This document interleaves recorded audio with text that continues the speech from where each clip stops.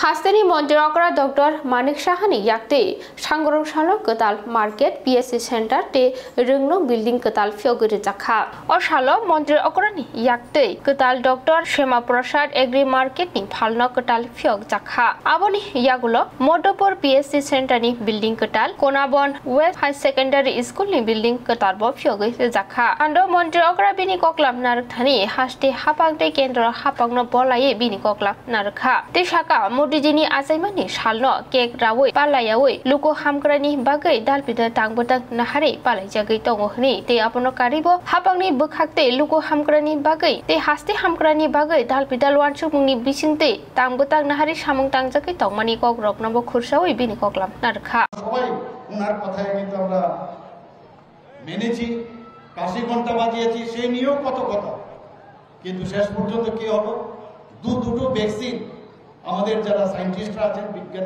বৈজ্ঞানিকরা আছেন ওনারা বের করেছেন এবং আজকে এখানে যারা এখানে উপস্থিত আছেন সবাই কিন্তু বিনা পয়সায় এই ভ্যাকসিনেশনের কারণে আজকে আমরা জীবিত। আজকে মাস্ক আমাদের পরতে হয় না। সেদিন আমি শুনলাম পরশুদিনের আগের দিন যে এখন নাকি আমি জানি না এক্স্যাক্টলি বলছে যে একটা ঘোষণা দিয়েছে যে প্লেনের ভিতরেও নাকি এখন মাস্ক দরকার নেই। তো আস্তে আস্তে আমরা একটা জায়গায় চলে আসছি, স্থিত অবস্থার মধ্যে আমরা চলে আসছি। তা আমাদের এমন এক নেতৃত্বের আমাদের দেশ সামনের দিকে চলছে, সারা পৃথিবীর যারা প্রধানরা আছেন তারা এখন চিন্তায় পড়েছেন। ওনারা বলছেন যে কিভাবে মোদিজি 130 কোটি যে বসবাস ভারতবর্ষে তাদেরকে কিভাবে উনি দেখে রাখছেন। এখানে প্রতি ঘরে সুশাসন যেটা করলেন, এই সরকার সাধারণ মানুষের যে সরকার সেটা কিন্তু আজকে প্রমাণিত। ব্লক লেভেলে হচ্ছে, আমরা টিউশন নিয়েছি, সমস্ত যেসব আমাদের যে বেনিফিশিয়ারি স্কিমগুলো আছে সেগুলো যাতে 100% হয় সেই বিষয়ের জন্যই আমরা এই প্রতি ঘরে সুশাসনের ঘোষণা আমরা দিয়েছি। 17 সেপ্টেম্বর প্রধানমন্ত্রী নরেন্দ্র মোদীজির জন্মদিন, ওনার জন্মদিনে কেক কেটে আমরা পালন করি না।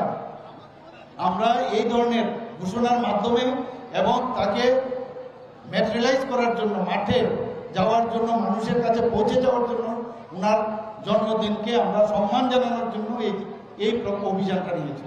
3 মাসের জন্য আমরা সেই অভিযানটা নিয়েছিলাম।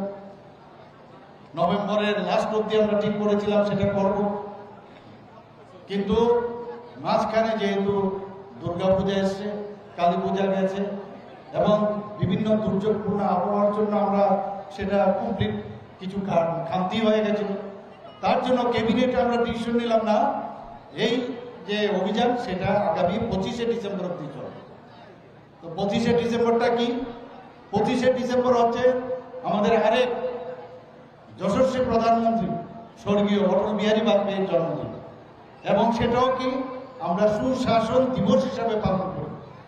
অর্থাৎ দেখুন, এটা বলা যায় কাকতলীয় অনেকটা। আমরা শুরু করেছি প্রতি ঘরে সুশাসন আমাদের সরকার, আর সেটা শেষ হচ্ছে, সমাপ্তি হচ্ছে সুশাসন দিবস।